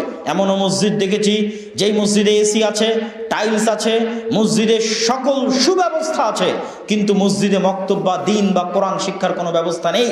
তখন আমি মসজিদ কমিটিকে বলতে বাধ্য হয়েছি যে মসজিদ কমিটি তার মসজিদে 24 ঘন্টার মধ্যে দ্বীন শিক্ষার ব্যবস্থা চালু না করবে, মক্তব ব্যবস্থা প্রণয়ন শক্তিশালী না করবে, ওই মসজিদ কমিটিকে 24 ঘন্টার মধ্যে পদত্যাগ করতে হবে। এবং এটাও বলে এসেছি যদি আপনাদের অর্থনৈতিক সমস্যা থাকে তাহলে মসজিদের এসি খুলে বাজারে বিক্রি করে কোরআন শিক্ষার ব্যবস্থা করেন, মসজিদের টাইলস খুলে বাজারে বিক্রি করে কোরআন শিক্ষার ব্যবস্থা করেন, এক বেলা না খেয়ে থেকে সেই টাকা দিয়ে মসজিদে দ্বীন শিক্ষার ব্যবস্থা করেন। না হলে ভবিষ্যৎ প্রজন্মের উপর গজব আসবেই আসবে। ইয়া কওমি লা আসআলুকুম আলাইহি আজরা ইন আজরিয়া ইল্লা আলাল্লাযী ফাতারানি, হে আমাদের কওম, আমি তোমাদেরকে যে কথা বলছি এই কথার বিনিময়ে কোনো প্রতিদান চাই না। নবীরা তাদের কওমকে বলতেন, কিন্তু আমি যেটা বলছি সেটা যদি তোমরা না মানো তাহলে তোমাদের উপর আল্লাহর গজব আসবে। আর শুনে রাখো, উম্মতে মুহাম্মাদির উপর আল্লাহর গজব বন্যার ধরনে আসে না, উম্মতে মুহাম্মাদির উপর আল্লাহর গজব ভূমিকম্পর আকারে আসে না, উম্মতে মুহাম্মাদির উপর আল্লাহর গজব বন্যা, বৃষ্টি, ঝড়, ঝঞ্ঝা ইত্যাদির আকারে আসে না। উম্মতে মুহাম্মাদির উপর আল্লাহর গজব আসে বিধর্মীদের চাপিয়ে দেওয়ার মাধ্যমে। আল্লাহ সুবহানাহু ওয়া তাআলা হালাকু খা এবং চেঙ্গিস খাকে বাগদাদের মানুষের উপর চাপিয়ে দিয়ে একদিনে লক্ষ লক্ষ বাগদাদের মুসলমানদের হত্যা করেছে হালাকু খা, চেঙ্গিস খা। তারপরে রাজা ফার্ডিন্যান্ড, রানী ইসাবেলা স্পেনের মুসলমানদের উপর অত্যাচার করে জুলুম নির্যাতন করে তাদের স্পেন থেকে তাড়িয়ে দিয়েছে। এটা হচ্ছে আল্লাহ প্রদত্ত শাস্তি মুসলমানদের জন্য। আমরাও আল্লাহর শাস্তির মধ্যে আছি, আল্লাহর শাস্তির মধ্যে আছি দেখে 80 বছর থেকে 70 বছর থেকে মুসলমানেরা ফিলিস্তিনের মসজিদে আকসায় সালাত আদায় করতে যেতে পারে না। আজ থেকে 70-80 বছর আগে অন্তত ব্রিটিশ আমলে যারা এই দেশ থেকে হজ করতে গেছে তারাও মক্কা মদিনার পাশাপাশি মসজিদে আকসা হয়ে হজ করতে গেছে। কেন রাস্তা একটাই, তাহলে কেন মসজিদে আকসায় সালাত আদায় করতে যাবে না? কিন্তু আমাদের 70-80 বছর থেকে ভাগ্য হয় না যে আমরা মসজিদে আকসায় সালাত আদায় করব। এই তৌফিক আল্লাহ আমাদেরকে দেয়নি, আমাদের কর্মফলের কারণে, আমাদের আমল নামার কারণে, আমাদের কাজের কারণে। সম্মানিত উপস্থিতি, তাহলে মুসলমানদের উপর আল্লাহর পক্ষ থেকে গজব এবং আযাব কিভাবে আসে? আল্লাহর পক্ষ থেকে আযাব এবং গজব আসে বিধর্মীদের চাপিয়ে দেওয়ার মাধ্যমে। তথা আল্লাহ যদি মনে করে ফুলপুর ময়মনসিংহের মানুষের উপর তার আযাব পাঠাবে, তার মানে ফুলপুরে ভূমিকম্প হবে না, ময়মনসিংহকে আল্লাহ মাটির নিচে ধসিয়ে দিবে না। কিন্তু কি ঘটবে? আজকে এখন যদি হিন্দুরা ময়মনসিংহের সকল মানুষকে জবাই করে, আজকে এখন যদি ময়মনসিংহে বম ফেলে সকল মানুষকে 1 মিনিট 1 সেকেন্ডের মধ্যে হত্যা করে দেওয়া হয়, তাহলে পৃথিবীর মানুষের ঘুরিয়ে দেখার, তাকিয়ে দেখার সময় হবে না যে দুনিয়াতে একটা জায়গা ছিল ময়মনসিংহ নামে, সেই ময়মনসিংহে 1 লক্ষ মানুষকে হত্যা করা হয়েছে, এর নাম আল্লাহর গজব। এটা তাকিয়ে দেখার সময় হবে না, এটা আল্লাহর আযাব। এবং আল্লাহ সুবহানাহু ওয়া তাআলার ঠেকা পড়েনি যে আমাদের মতো এরকম আমরা আমাদের প্রজন্মকে, যুবক সমাজকে আপনি তাকিয়ে দেখেন, আপনি মসজিদকে যদি স্বর্ণ দিয়ে বানিয়ে দেন, আর ওই স্বর্ণ দিয়ে বানানো মসজিদের আশেপাশে যদি সুদখোর, ঘুষখোর, জুয়াখোর, মদখোরে পরিপূর্ণ হয়ে যায়, তাহলে মসজিদে 10 বছর 20 বছর পর আর কেউ সালাত আদায় করতে আসবে না। কিন্তু ওই মসজিদদের অঞ্চলে যদি আপনি দ্বীন শিক্ষার ব্যবস্থা করেন, তো মসজিদ না থাকলেও মানুষ সালাত আদায় করতে আসবে, মানুষ খোলা মাঠে সালাত আদায় করবে মসজিদ না থাকলেও। আপনার যদি তবুও বিশ্বাস না হয়, তাহলে আপনি আপনার মসজিদ কমিটির সদস্য করে দেন 5 জন আমেরিকানকে, 5 জন ইউরোপিয়ানকে। ওরা আপনার মসজিদে যদি 5 টাকা থাকে তো 2 টাকা শিক্ষার জন্য ব্যয় করবে, এই বুদ্ধি তাদের আছে। যদি বিশ্বাস না হয়, আমি কখনোই কোনো মুসলমানের উপর কোনো ইহুদি খ্রিস্টানকে প্রাধান্য দেওয়ার জন্য বলছি না, কোনো অমুসলিমকে প্রাধান্য দেওয়ার জন্য বলছি না, কিন্তু আল্লাহ যে আমাদেরকে তাদের অধীনে রেখেছে, তাদের গোলাম বানিয়ে রেখেছে, এটা যে তাদের উপর আল্লাহর দয়া বা রহমত নয়, বরং আমাদের অযোগ্যতা, বরং আমাদের হাতের কামাই এবং তাদের চেষ্টা এবং পরিশ্রম, সেটা আমি দেখাতে চাচ্ছি। কিন্তু ইমানের মূল্য সকল কিছুর উপরে, কিন্তু আমাদের অযোগ্যতা কি সেটা দেখাতে চাচ্ছি। আপনি যদি এখনও যান, ইংল্যান্ডের বাসে উঠলেও দেখবেন মানুষ বই পড়তেছে, ট্রেনে উঠলেও দেখবেন মানুষ বই পড়তেছে, পার্কে গেলেও দেখবেন মানুষ বই পড়তেছে। গোটা বাংলাদেশ খুঁজে আপনি পাবেন না যে কেউ কোথাও বই পড়তেছে। এটা একটা ছোট্ট আপনাকে উদাহরণ দিলাম, এরকম অসংখ্য উদাহরণ আছে। শিক্ষা নিয়ে কেমনে কাজ করতে হয় এটা তারা জানে। বাংলাদেশের সর্বশ্রেষ্ঠ শিক্ষা প্রতিষ্ঠান এখনো তাদের নিয়ন্ত্রিত, শ্রেষ্ঠ শিক্ষা প্রতিষ্ঠানগুলো তাদের নিয়ন্ত্রিত। শিক্ষার কি গুরুত্ব আছে, কি মূল্য আছে সেটা দেখতে হলে আপনি দেখেন ব্র্যাককে। সারা বাংলাদেশে 25 থেকে 30,000 স্কুল পরিচালনা করে ব্র্যাক। ভাঙ্গা বেড়া ভাঙ্গা স্কুল দিয়ে সারা বাংলাদেশে তারা স্কুল পরিচালনা করছে, ছোট্ট বাচ্চাদের শিক্ষা দিচ্ছে। তাহলে আপনার ছোট্ট বাচ্চাকে তার শিক্ষা দেওয়ার এত প্রয়োজন কি জন্য, যে তারা সারা দেশে এইভাবে শিক্ষা ব্যবস্থা প্রণয়ন করেছে, অথচ তাদের নামে ওয়াকফ করা কোনো জমি নাই। আর আপনার মসজিদের নামে হাজার হাজার বিঘা সম্পত্তি ওয়াকফ করা আছে, প্রত্যেক মসজিদে এসি আছে, টাইলস আছে, কিন্তু কোনো মসজিদে মুসলমানের সন্তানদের শিক্ষার ব্যবস্থা নাই। কেন? ওই সবার মাথায় যেমন সরকারের মাথায় ভূত আছে রাস্তাঘাট হচ্ছে উন্নতি, সেরকম কমিটির মাথায় ভূত আছে যে এসি আর টাইলস হচ্ছে উন্নতি। অথচ প্রকৃত উন্নয়ন হচ্ছে শিক্ষা, জ্ঞান। আপনি অত্র অঞ্চলের মুসলমানদের শিক্ষার জন্য কি করতে পেরেছেন? মসজিদ শুধু ইবাদতের জন্য নয়, মসজিদ সমাজে ভূমিকা রাখতে হবে, সমাজে অবদান রাখতে হবে। আর একটা জিনিস মনে রাখবেন, যদি আমাদের অবস্থা এরকমই চলতে থাকে যে আমরা শিক্ষা থেকে দূরে, জ্ঞান থেকে দূরে, আমাদের পরবর্তী প্রজন্ম এইভাবে এই কারিকুলামের মাধ্যমে অজ্ঞ, মূর্খ, জুয়াখোর, মদখোর, গাঞ্জাখোর জাতিতে যদি পরিণত হয়ে যায়, তাহলে আমাদের হাত দিয়ে আল্লাহ বিজয় দিবে না। ফিলিস্তিনের মুসলমানদের উপর অত্যাচার হচ্ছে, দেখলে কষ্ট পাই, কষ্ট পেতে হবে, এটা ইমানি দায়িত্ব। কিন্তু ফিলিস্তিনের মুসলমানেরা ওই অত্যাচার থেকে বাঁচবে প্রতিবাদ দিয়ে নয়, ওই অত্যাচার থেকে বাঁচবে মিছিল দিয়ে নয়, ওই অত্যাচার থেকে বাঁচবে অনলাইন ফেসবুক টুইটারের প্রতিবাদের মাধ্যমে নয়, হ্যাশট্যাগের মাধ্যমে নয়।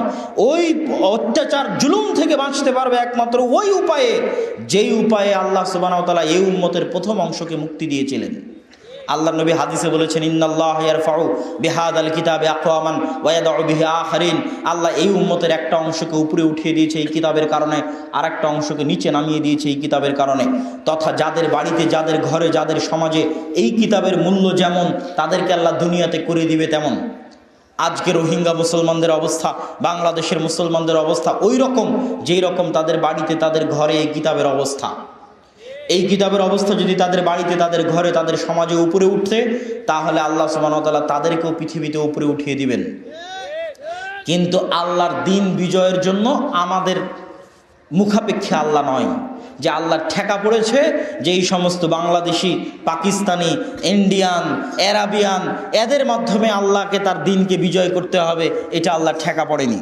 আল্লাহ সুবহানাহু ওয়া তাআলা যদি প্রয়োজন মনে করেন, দেখেন যে এদেরকে কোনো মতে পরিবর্তন করা যাচ্ছে না, তাহলে আল্লাহ ওই আমেরিকান, ইউরোপিয়ানদেরকে মুসলমান বানিয়ে দিবে। এর উদাহরণ নেবেন পৃথিবীতে, এরও উদাহরণ আছে। বাগদাদে যখন হালাকু খান, চেঙ্গিস খান বাগদাদের মুসলমানদের, লক্ষ লক্ষ মুসলমানদের যখন জবাই করলো, তখন আল্লাহ মুসলমানদেরকে ওই বাগদাদের মুসলমানদের হাত দিয়ে আর মুক্তি দেয়নি। কি করেছে জানেন? এই হালাকু খা, চেঙ্গিস খানের পরবর্তী বংশধরকে আল্লাহ মুসলমান করে দিয়েছে। হালাকু খা, চেঙ্গিস খানের তৃতীয় পরবর্তী বংশধর মুসলমান হয়ে গেছে। সম্মানিত উপস্থিতি, আমরা আলোচনা করছিলাম শিক্ষার গুরুত্ব, মসজিদ ভিত্তিক শিক্ষা কার্যক্রমের গুরুত্ব এবং তাৎপর্য। মসজিদ ভিত্তিক শিক্ষা কার্যক্রমের গুরুত্ব এবং তাৎপর্য বলতে গিয়ে আপনাদের সামনে আর দুটি কথা বলে, আর দুটি পয়েন্ট উল্লেখ করে, গুরুত্বপূর্ণ দুটি পয়েন্ট উল্লেখ করে আমার বক্তব্য সামনের দিকে এগিয়ে নিয়ে যাব। সম্মানিত উপস্থিতি, মসজিদ ভিত্তিক দ্বীন শিক্ষার অন্যতম অংশ হচ্ছে কোরআন শিক্ষা। আর কোরআনের সবচেয়ে বড় শত্রু হচ্ছে শয়তান। কোরআনের সবচেয়ে বড় শত্রুকে, এর জোরে বলেন, কোরআনের সবচেয়ে বড় শত্রুকে? শয়তান। আল্লাহ সুবহানাহু ওয়া তাআলা কোরআন মাজিদ পড়ার আগে আমাদের শিখিয়ে দিয়েছেন ফাস্তাইজ মিনাশ শাইতানির রাজিম, তোমরা বলো আউযু বিল্লাহি মিনাশ শাইতানির রাজিম। আর বাকি সকল কাজের আগে আল্লাহ শিখিয়ে দিলেন যে তোমরা বলো বিসমিল্লাহ। সকল কাজের আগে শিখিয়ে দিলেন বিসমিল্লাহ, আর কোরআন পড়ার আগে শিখিয়ে দিলেন বলতে হবে আউযু বিল্লাহি মিনাশ শাইতানির রাজিম। শয়তান থেকে বাঁচতে চাই, রহস্য কি? রহস্য এটাই যে কোরআন আপনাকে শয়তান পড়তে দিবে না। কেননা কোরআনের সবচেয়ে বড় শত্রু হচ্ছে শয়তান। কোরআনের সবচেয়ে বড় শত্রু কি জন্য শয়তান? শয়তান এই পৃথিবীর মানুষকে যেই মায়াজালে আবদ্ধ করে রেখেছে, শয়তান এই পৃথিবীর মানুষকে যেই ভ্রান্তির মধ্যে আবদ্ধ করে রেখেছে, পাগল বানিয়ে রেখেছে, এই ভ্রান্তি এবং মায়াজাল থেকে মুক্তি দিতে পারে একমাত্র কোরআন। কি কি ভ্রান্তির মধ্যে আবদ্ধ করে রেখেছে? আল্লাহ কোরআনে বলছেন আলহাকুমুত তাকাসুর হাত্তা যুরতুমুল মাকাবির। ছোট্ট বাচ্চা যখন কাঁদে তখন ওই বাচ্চাকে কান্না ভুলিয়ে রাখার জন্য যখন আপনি খেলনা দেন, মায়ের দুধ খাওয়ার জন্য কাঁদতেছে, আপনি খেলনা দিয়ে ভুলিয়ে রেখে দিলেন যে তোমাকে মায়ের দুধ খেতে হবে।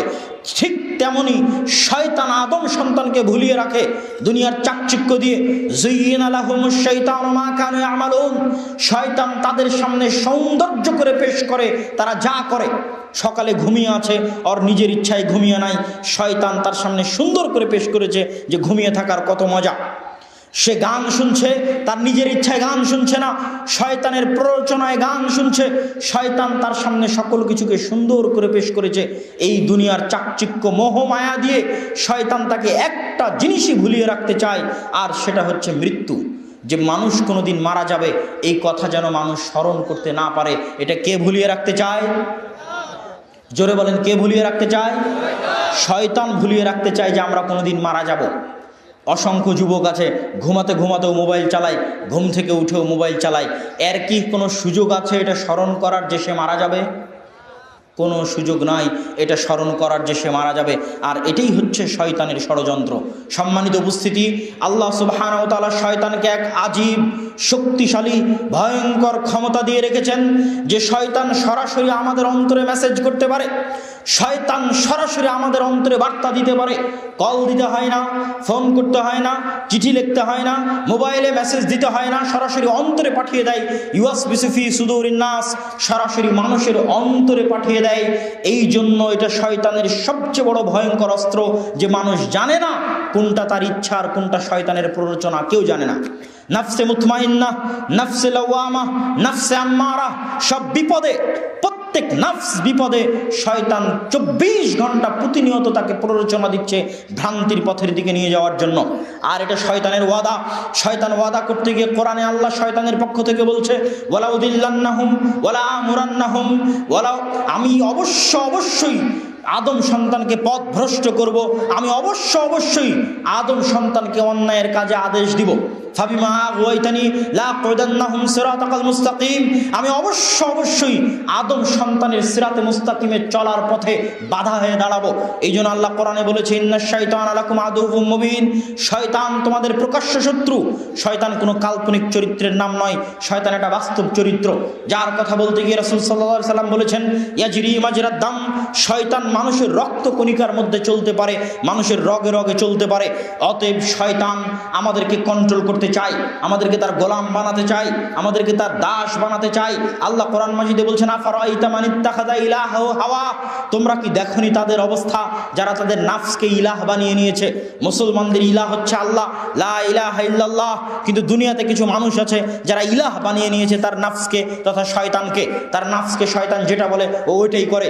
শয়তান ওকে যখন যেটা আদেশ করে ও নির্দ্বিধায় নিশ্চিন্তে তখন সেটা করে।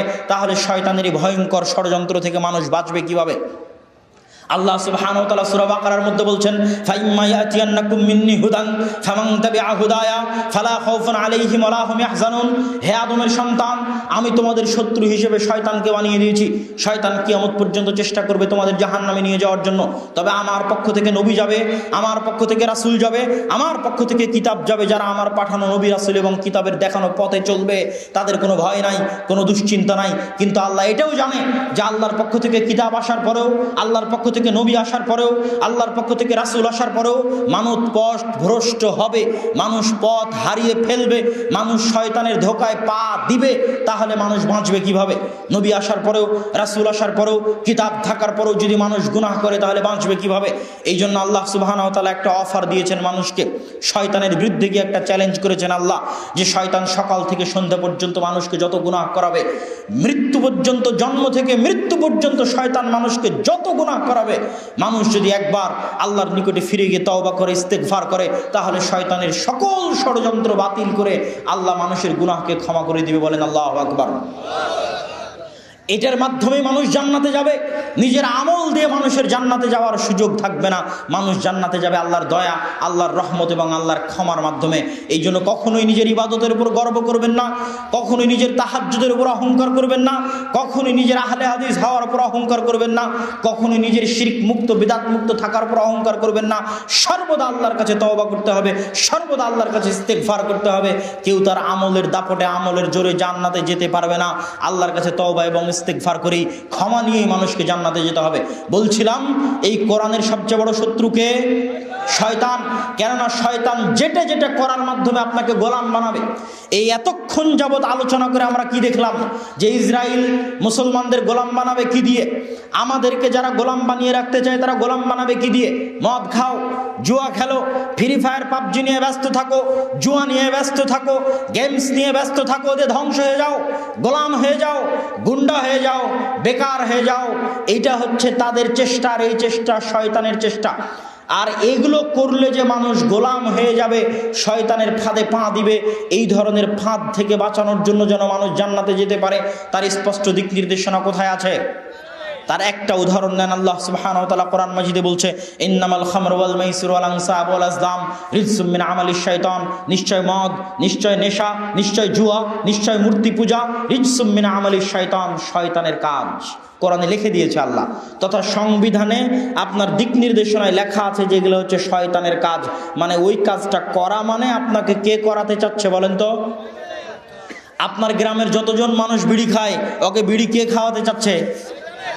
যতজন যুবক গাঞ্জা খায়, জুয়া খেলে, অনলাইনে বেটিং জুয়া খেলে, এদেরকে কে জুয়া খেলাতে চাচ্ছে? শয়তান।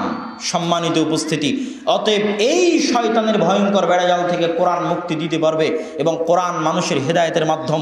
কোরআন পড়লে অন্তর নরম হয়, কোরআন পড়লে ঈমান বাড়ে। ওয়াইদা তুলিয়াত আলাইহিম আয়াতুহু যাদাতহুম ঈমানা। যখন তাদের সামনে আমার আয়াত তেলাওয়াত করা হয় তখন তাদের ঈমান বেড়ে যায়। ওয়াজিলাত কুলুবুহুম, তাদের অন্তরাত্মা কেঁপে ওঠে। ওয়ালাউ আনজালনা হাযাল কুরআন আলা জাবালিন লারাআইতাহু খাশিআম মুতাসাদ্দিআম মিন খাশিয়াতিল্লাহ। এই কোরআনকে যদি পাহাড়ের উপর অবতীর্ণ করতাম, পাহাড় থরথর থরথর করে কাঁপতো। কোরআন বুঝে এবং কোরআন অনুধাবন করে, কিন্তু মানুষ বুঝে না, মানুষ বুঝার চেষ্টা করে না। আফালা ইয়াতাদাব্বারুনাল কুরআন আম আলা কুলুবিহিম আকফাল। তারা কোরআন বুঝার চেষ্টা করে না কেন? তাদের অন্তরে কি তালা মারা? তাদের অন্তর কি তালাবদ্ধ? তাদের অন্তরে কি মোহর মারা হয়ে গেছে যে তারা কোরআন বুঝার চেষ্টা করে না? প্রত্যেক বাড়িতে কোরআন তেলাওয়াত করতে হবে, প্রত্যেক মানুষকে কোরআন বুঝতে হবে। না হলে জাতিগতভাবে যেদিন আমরা কোরআন ছেড়ে দিব, জাতিগতভাবে আমরা বিপদের মুখোমুখি হয়ে যাব। সম্মানিত উপস্থিতি, আর কোরআন যদি আমরা ব্যক্তিগতভাবে ছেড়ে দিই তাহলে আমরা পরকালে ব্যক্তিগত বিপদের মুখোমুখি হব। আমাদের মধ্যে একটি বড় ভুল ধারণা আছে, আমরা মনে করি কোরআন পড়লে 1 হরফে 10 নেকি, আর না পড়লে কোনো সমস্যা নাই। মনে করে না বলেন? অসংখ্য মানুষ মনে করে যে মাগরিবের পরের 2 রাকাত সালাতের মতো হচ্ছে কোরআন, ফজরের আগের 2 রাকাত সালাতের মতো হচ্ছে কোরআন, যে পড়লে নেকি, না পড়লে কোনো সমস্যা নাই। জি না, কোরআন পড়লে নেকি কথা ঠিক, কিন্তু না পড়লে বিপদ। এই কোরআন আপনার বিরুদ্ধে সাক্ষী দিবে কিয়ামতের মাঠে। প্রত্যেক মানুষের জন্য যতগুলো সাক্ষী কিয়ামতের মাঠে উপস্থিত করা হবে, তার হাতকে সাক্ষী হিসেবে উপস্থিত করা হবে, মাটিকে সাক্ষী হিসেবে উপস্থিত করা হবে, তেমনি কোরআনকে সাক্ষী হিসেবে উপস্থিত করা হবে। মাটি কিয়ামতের মাঠে কথা বলবে, হাত কিয়ামতের মাঠে কথা বলবে। হাত কিভাবে কথা বলবে?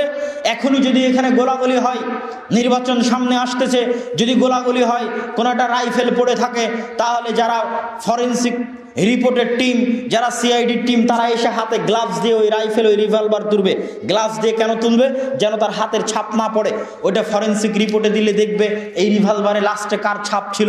আমি এখন এখানে হাত দিয়ে গেলাম, কালকে আপনি এটা চেক করে যদি কম্পিউটারে দেন, তাহলে আমি সিম কেনার জন্য ফিঙ্গার দিয়েছি, পাসপোর্টের জন্য ফিঙ্গার দিয়েছি, এটা দেওয়া মাত্রই ওর সাথে মিলে যাবে যে এখানে কে হাত দিয়েছিল। আব্দুল্লাহ হাত দিয়েছিল। কে হাত দিয়েছিল এখানে? আব্দুল্লাহ হাত দিয়েছিল। আজকের আধুনিক বিজ্ঞান, এখানে দেখা যাচ্ছে না যে আমি হাত দিয়েছিলাম, কিন্তু পরীক্ষা করে বের করে দিচ্ছে। তাহলে আল্লাহ যদি এই হাতের চামড়ার মধ্যে ওই সিস্টেম রেখে দেয় যে যেখানে যেখানে আমি হাত দিয়েছিলাম সেটা এটা সেভ হয়ে আছে, কিয়ামতের মাঠে কথা বলবে অসম্ভব কিছু? যেখানে আজকের আধুনিক বিজ্ঞান পাচ্ছে, সেখানে আল্লাহ সুবহানাহু ওয়া তাআলা কেন পারবেন না? সম্মানিত উপস্থিতি, ঠিক তেমনি মাটিও কথা বলবে। যে মাটি থেকে আপনি বিঘার বিঘা বাদাম উৎপাদন করতেছেন, যেই মাটি থেকে আপনি বিঘাকে বিঘা কালাই উৎপাদন করতেছেন, যেই মাটি হাজার বছর থেকে মানুষের খাবার উৎপাদন করতেছে, এত বিশাল বিশাল গাছ জন্ম দিয়েছে, সেই মাটি কিয়ামতের মাঠে কথা বলতে পারবে না?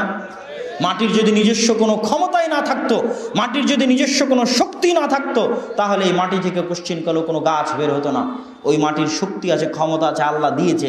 এই জন্য মাটি থেকে হাজার হাজার মন গাছ উৎপাদন হচ্ছে, ধান উৎপাদন হচ্ছে, গম উৎপাদন হচ্ছে, যুগ যুগ কাল কাল থেকে উৎপাদন হচ্ছে।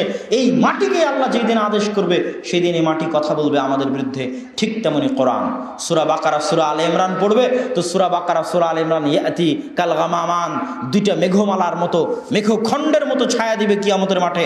আর পড়বেন না, তাহলে কিয়ামতের মাঠে সাক্ষী দিবে আল্লাহর বাড়িতে কোরআন ছিল, এর ঘরে কোরআন ছিল, এর মসজিদে কোরআন ছিল, এর সারা জীবনে বিসিএস, অনার্স, মাস্টার্স, পিএইচডি, নির্বাচন থেকে শুরু করে, সরকারি চাকরি থেকে শুরু করে, বিয়ে শাদী থেকে শুরু করে, দল করা, রাজনীতি করা থেকে শুরু করে সব কিছু করার সুযোগ হয়েছে। খালি কি পড়ার সুযোগ হয়নি বলেন তো? কোরআন পড়ার সুযোগ হয়নি। সম্মানিত উপস্থিত, কোরআন বুঝার সুযোগ হয়নি। এই উম্মতের প্রথম অংশ এই কোরআন দিয়ে মুক্তি পেয়েছে, এই শেষ অংশ এই কোরআন দিয়ে মুক্তি পাবে। ওমর ইবনুল খাত্তাব রাদিয়াল্লাহু তাআলা আনহু আল মসজিদুল আকসা বিজয় করেছেন। তার কারণ হচ্ছে তাদের মধ্যে কোরআন ছিল, কোরআন পড়তেন, বুঝতেন এবং আমল করতেন। আর আজকে আমরা অধপতিত, নির্যাতিত এবং মাজলুম এই কারণে যে আমরা হচ্ছে দিনের শিক্ষা থেকে, কোরআনের শিক্ষা থেকে দূরে চলে গেছি। সম্মানিত উপস্থিতি, আমার এই বক্তব্যের আমি সামারি আপনাদের সামনে পেশ করে দিই, সারমর্ম আপনাদের সামনে পেশ করে দিই। সারমর্ম হচ্ছে, আমরা যদি পরবর্তী প্রজন্মকে বাঁচাতে চাই, এই যে আমাদের সামনে আমাদের দাওয়া ইলাল্লাহর যে সিলেবাস, মক্তব, মসজিদ ভিত্তিক মক্তবের জন্য যে গতানুগতিক মক্তবগুলোতে শুধুমাত্র কোরআন শিক্ষার ব্যবস্থা করা হয়, তা আমরা শুধু কোরআন শিক্ষার ব্যবস্থা তো রেখেছি, তার পাশাপাশি কিভাবে তারা মৌলিক দিন শিখতে পারবে তারও ব্যবস্থা আমরা রেখেছি। এই শিক্ষাগুলো যেন আপনাদের প্রত্যেক মক্তবে, প্রত্যেক মসজিদে ছড়িয়ে যায়, এটার উদ্যোগ নিতে হবে। আর আল্লাহর কাছে দোয়া করতে হবে, আজকে আপনারা যেই মাটিতে বসে আছেন, এই মাটি এবং তার আশেপাশের মাটিতে যেন আল্লাহ সুবহানাহু ওয়া তাআলা ভবিষ্যতে অতি দ্রুত, অতি অল্প সময়ের মধ্যে জামিয়া সালাফিয়া ময়মনসিংহ বিভাগের জন্য জামিয়া সালাফিয়া প্রতিষ্ঠা করার তৌফিক দান করে, আল্লাহুম্মা আমিন। এবং এই মাটিতে যেন আমরা অদূর ভবিষ্যতে অতি নিকটে সালাফি কনফারেন্স আয়োজন করতে পারি। ময়মনসিংহ বিভাগের সালাফি কনফারেন্স যেন আমরা এই মাটিতে আয়োজন করতে পারি, আল্লাহ যেন আমাদের সেই তৌফিক দান করে, বলেন আল্লাহুম্মা আমিন। আমরা অন্তরস্থল থেকে দোয়া করতে চাই, যারা আজকের এই সম্মেলন বাস্তবায়ন করেছে, এই তাবলিগ ইজতেমা বাস্তবায়ন করেছে, অত্র গ্রামের মানুষ, অত্র অঞ্চলের মানুষ, দূর দূরান্ত থেকে আসা মানুষজন যারা এই সম্মেলনে উপস্থিত হয়েছে, সহযোগিতা করেছে, আল্লাহ প্রত্যেকের এই সহযোগিতাকে কবুল করুন, আল্লাহুম্মা আমিন। আমরা আরো দোয়া করতে চাই আমাদের অসহায়, নির্যাতিত ফিলিস্তিনি ভাই ও বোনদের জন্য, গাজার ভাই ও বোনদের জন্য, যেন আল্লাহ সুবহানাহু ওয়া তাআলা আমাদের ফিলিস্তিনের, গাজার মুসলিম ভাই এবং বোনদেরকে অত্যাচারীদের থেকে, তাদের নির্যাতন থেকে মুক্তি দান করেন, আল্লাহুম্মা আমিন। আর আপনাদেরকে আরো একটা দাবি জানিয়ে যেতে চাই, যতদিন আপনাদের এই ময়মনসিংহে সালাফি কনফারেন্স আয়োজন না হচ্ছে, ততদিন আপনারা জামিয়া সালাফিয়া রূপগঞ্জ, নারায়ণগঞ্জের যে সালাফি কনফারেন্স 7 ও 8ই মার্চ, এই সালাফি কনফারেন্সকে মূল্যায়ন করার চেষ্টা করবেন, অংশগ্রহণ করার চেষ্টা করবেন। আল্লাহ আপনাদের তৌফিক দান করুক, আল্লাহুম্মা আমিন।